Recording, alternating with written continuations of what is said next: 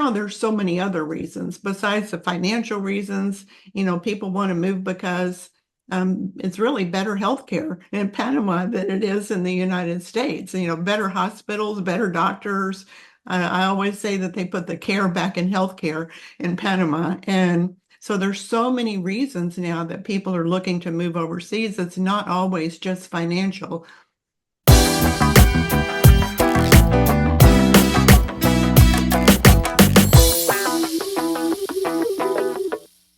Welcome back. I'm Neil Rarp with the Transitions Network.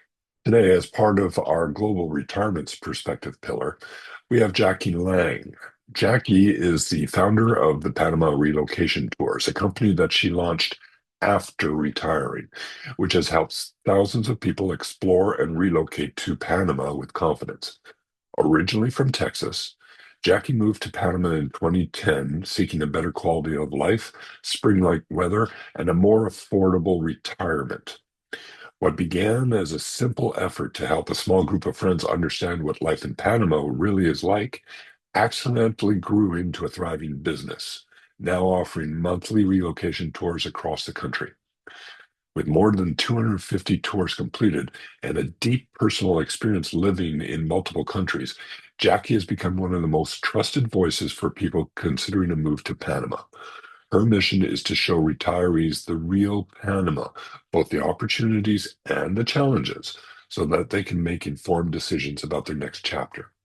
So if you are looking towards retirement and then moving to some other country for whatever reason, you will really enjoy this specific interview. And I'd like to introduce everybody to Jackie. I've just given an introduction to Jackie, but Jackie, why don't you just give a quick update on who you are and what you do, and then we can move on with a bit of our conversation. Okay, Neil, thank you so much for inviting me to do this live stream. I really appreciate sharing this information. So my name's Jackie Lange. I'm the owner of Panama Relocation Tours. I moved to Panama myself in 2010, and quite by surprise, after I moved to Panama, some of my friends back in Texas started saying, well, how do you do that? How do you move to another country? Can I bring my dog? So they're asking all these crazy questions about can I drive there? Do you have to have a visa? They want to know how do you move overseas? And I'd done 2 years of research to figure out how to move overseas myself. And so I knew the answers to those questions. And I did a little tour for 8 real estate investor friends. I used to be a real estate investor. And then I was real surprised that after that, people were saying, my next door neighbor went on your tour. When are you going to do another one? Do you have a website for that? And of course, I didn't have any of those things. I didn't move to Panama with the plans to start a tour company. I moved there to retire. Well, the universe had other plans for me. Now, 315 tours yet later, and I've helped more than 7,000 people move to Panama. I just found a niche that, like me, many people were facing, and I was 55 whenever I moved, and Mhm. many people were thinking, if it's so expensive right now, what's it going to be like in 5 years or 10 years from now? And can I really afford to retire on just what I have, the money that I have now? And they didn't want to keep on working. So people were looking for a more affordable option, places where their retirement dollars would stretch further. Okay, so you said you moved there when you were 55, correct? Hmm. When did you realize that this was actually a business as opposed to just putting it together? So I realized that it was a business whenever, quite surprising to me. I used to be a real estate investor and I taught creative real estate investing. So I had a huge following for that. And whenever a lot of those people started, I mean, like 1,000 people contacted me and said, I'm thinking about moving overseas. Why'd you pick Panama? Whenever they started asking me those questions, then I knew that there was an interest, but I just didn't know that it was such a big interest in so many people. And now there's so many other reasons besides the financial reasons. People want to move because it's really better healthcare in Panama than it is in the United States. Better hospitals, better doctors.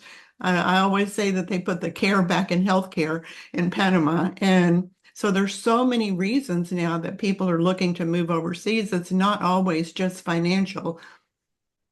So you brought that people were asking you that question. Why did you choose Panama in the first place? Was it Yeah. you just So I fell into chose it, or? Panama in the first place because prior to living in Panama, I had a house in Dallas, Texas, and I had a lake house over in East Texas.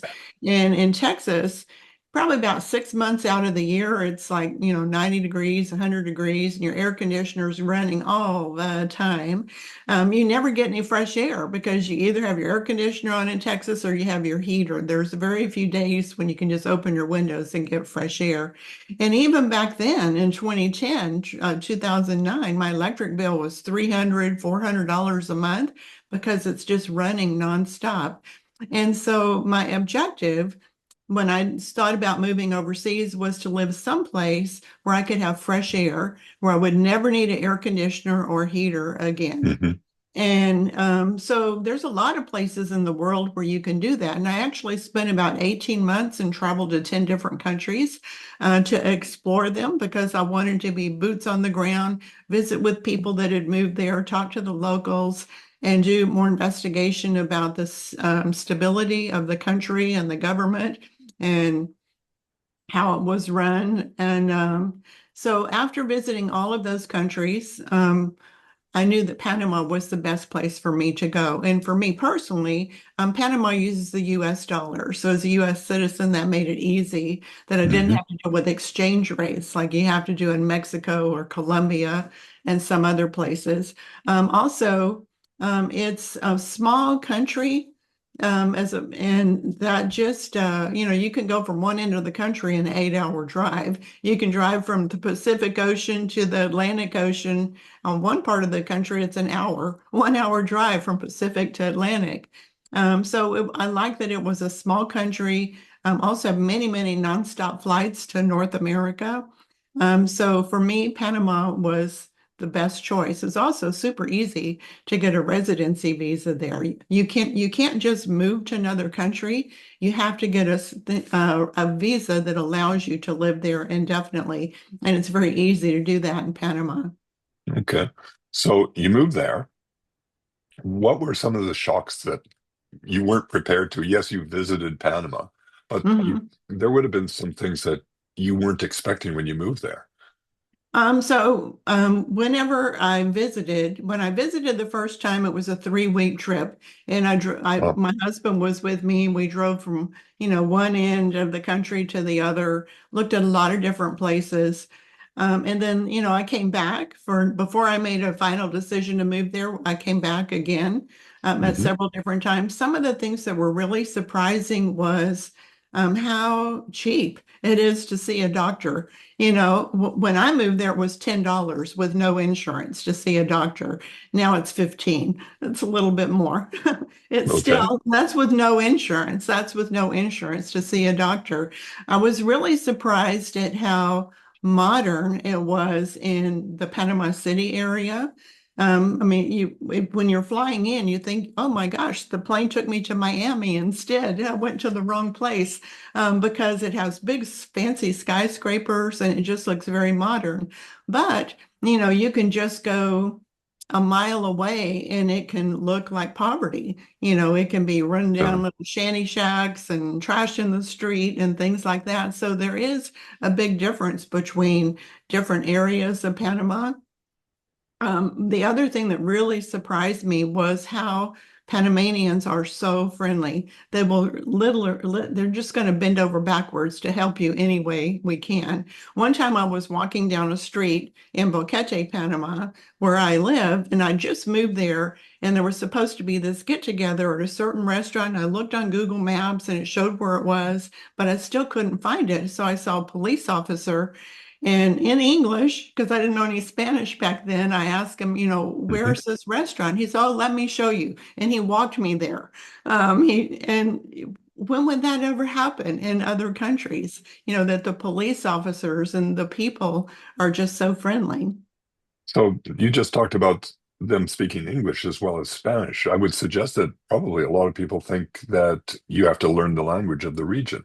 So is it prevalent that everybody speaks English as well? Everybody does not speak. They start teaching English in kindergarten in the Okay. schools, Right. and it depends on where you live. In some towns, there's a high concentration of foreigners that live there. So people at the restaurants, the police, the doctors, at the bank and other places, they're in restaurants are going to speak English.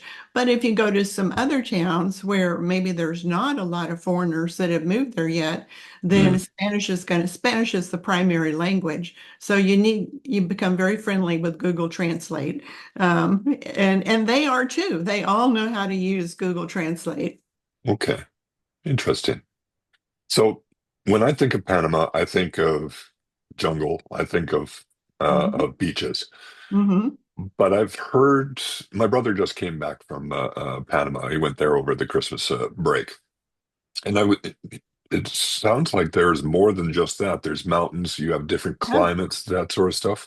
Is Yes. that the case? Do people tend to go into particular areas or So some people want to be in a very cosmopolitan area like Panama right? City.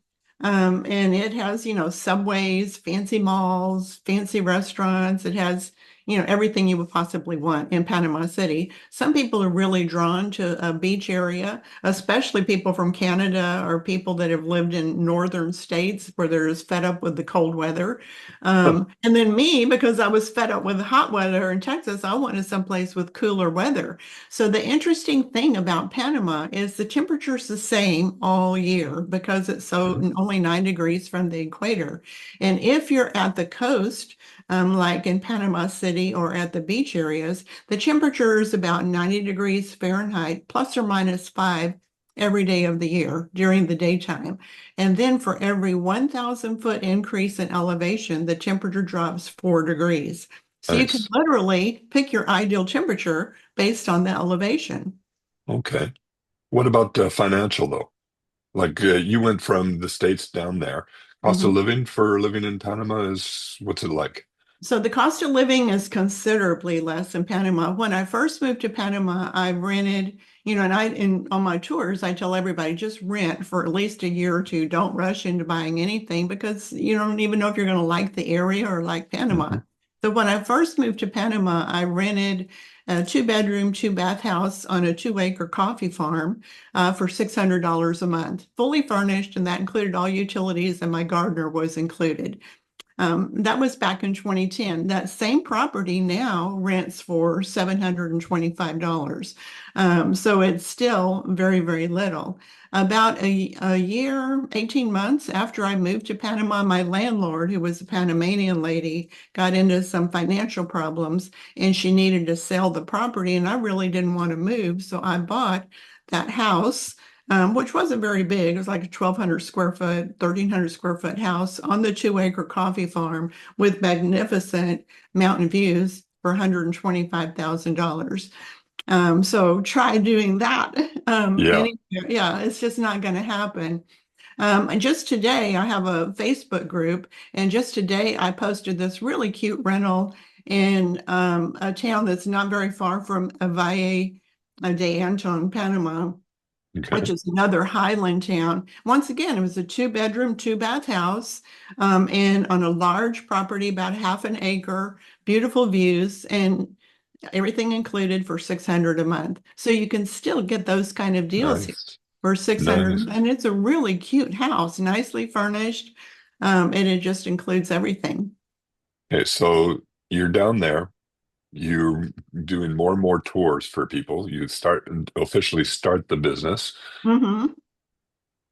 Um, what are some of the things that you guys provide? What are the services you provide? You just said that you have a Facebook, you've listed on a Facebook a house that was for sale.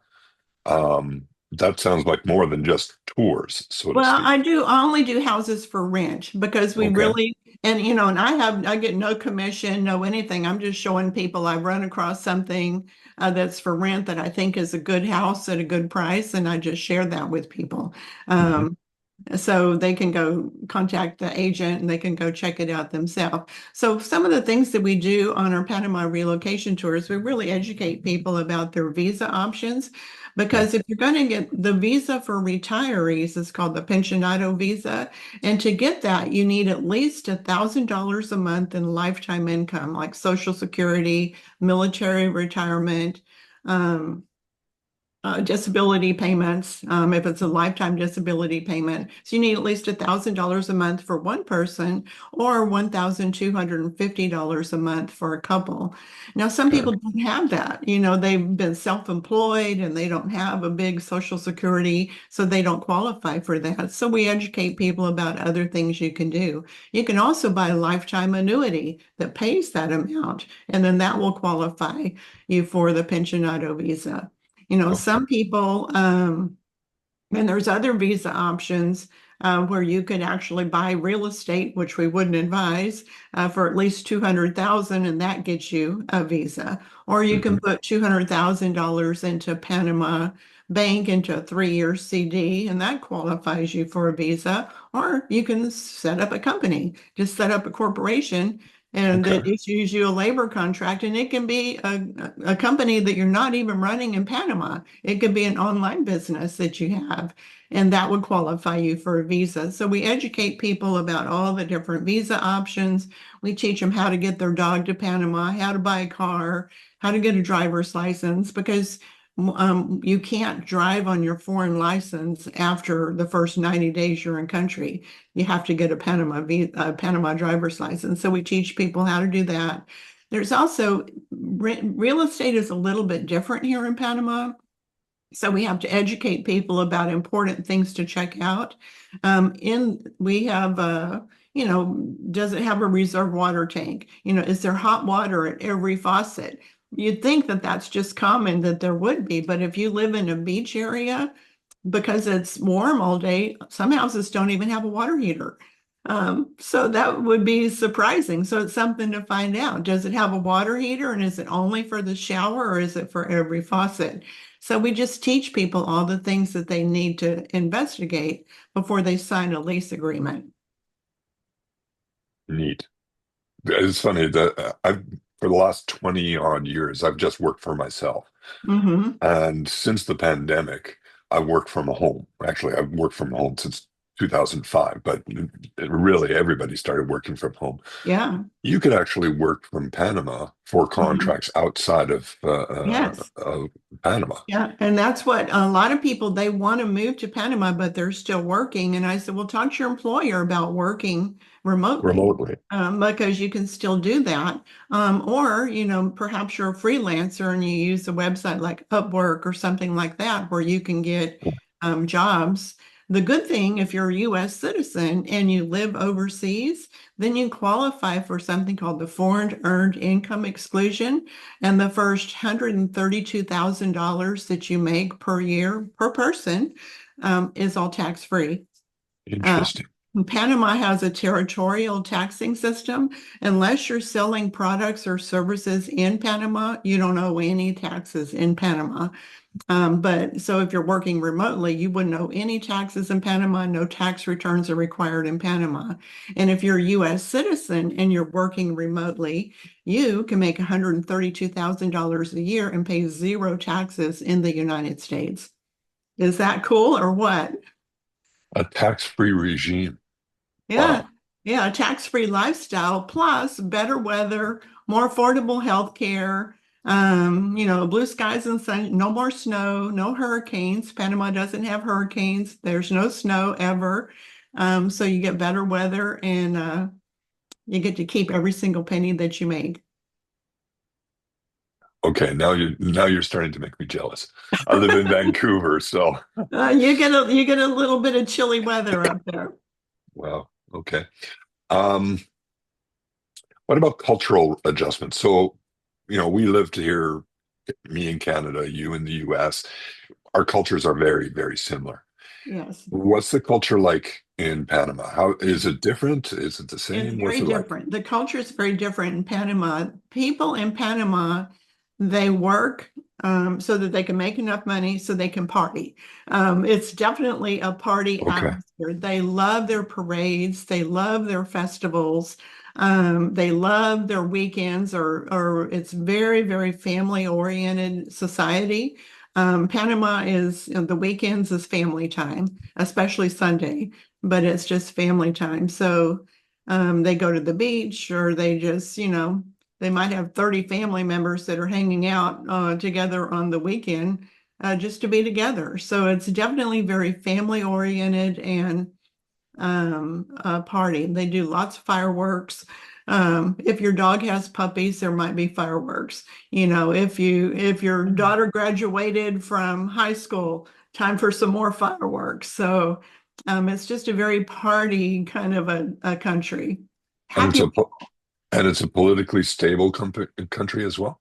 Yes, it's a very politically stable country. There's always, with all governments, there's always reports about corruption and different things, people embezzled money, and things like that. So it happens in every single country. But, there's a big election. The election day in Panama is a holiday. They have a lot of holidays in Panama too. But Okay. election day, there's just one day everybody goes and votes, and they put a sticker on your hand that can't be washed off to show that you've already voted, so nobody can vote two times. Okay. And everybody votes and elects who their president's going to be. Interesting. And they also have like a legislature branch also that helps with evaluating any new laws or new rules. Hmm. If somebody was to want to move down there, but then get a part-time job or something like that, Mhm. what would that, is there any restrictions on whether you could work down There there are or? restrictions. For a foreigner to work in Panama, they have to have a work permit, and Okay. only certain visas will allow you to get a work permit. With the pensionado visa, the retiree visa, there's no work permit, but with the other visas, you can get a work permit. So a foreigner has to work, has to have the work permit to be able to work in Panama. The other thing is that there's a rule in Panama that only 10% of the workforce at any company can be foreigners because they want to protect Okay. the job market for Panamanians. There's also a lot of professions that are protected for Panamanians only. For example, only a Panamanian could be a doctor, a lawyer, a CPA, accountant, engineers. There's a long list of protected professions that are for Panamanians only because they want to protect those jobs for Panamanians. Okay. Are there any labor gaps? So you and I both know with US and Canada, for example, doctors and nurses, it's getting harder and harder to find them. Is this Mhm. there the same sort of thing going on down there? So there's plenty of doctors and that are available in Panama, and there's a lot of hospitals that are available in Panama. There's actually a multi-tier system in Panama. So we don't have universal health care like they do in Panama, but we do have what's a public health care system where there's no monthly fee, and you pay $2 Right. US to see a Right. doctor or $5 to see a specialist. Okay. And then there's the private hospitals where if you go there to see a doctor, it's going to be more like $25 to see a doctor or maybe $50 to see a specialist. The interesting thing is the doctors that work at the private hospitals are required to work a certain number of hours a week at the public hospitals. So you probably see the same doctor regardless of which one you go to. It's just if you go to a public hospital, it's cheaper and there may be a long wait. I mean, it could be you go there and you wait 2 hours to see a doctor, where if you go to the private hospital, you walk in and you see a doctor in 10 minutes. So, but there's something for everybody, regardless of what your financial situation is. And even if you can't afford to get health insurance, you can still get good medical care in Panama. Okay. So talk to me a bit about your company and the tours. How often do you do tours? How do people get into your tours? That sort of thing. So yeah, so like I said, we started doing Panama relocation tours in 2010, and originally it was me or me. That's what you got. I Right. did the tours, I did the marketing, I took phone calls, I answered all the emails. Now my son and daughter help with some of that. Plus, I've recruited other people in our team that actually do the tours. And these are all-inclusive 6-day, 7-night tours that take you across the country. We show you Panama City. We show you the beach areas. We show you the mountain areas. The whole time the bus is moving, they're in a microphone. It's like a Yeah. rolling seminar that we're teaching you about health insurance options, about getting your pet here. We also meet with immigration attorneys and real estate agents. We see rentals along the way. And in each town that we go to, we invite a guest speaker to come either for lunch or dinner, or sometimes both, to talk about why did they decide to move to that town? What do they like about it? What do they not like about it? So that you get to meet people that are boots on the ground living right there. So by Okay. the end of the tour, people have a pretty good idea, is Panama going to work for me or not? Right. And right now, 67 and traditionally, 67% of the people that come on our tour move to Panama within a year.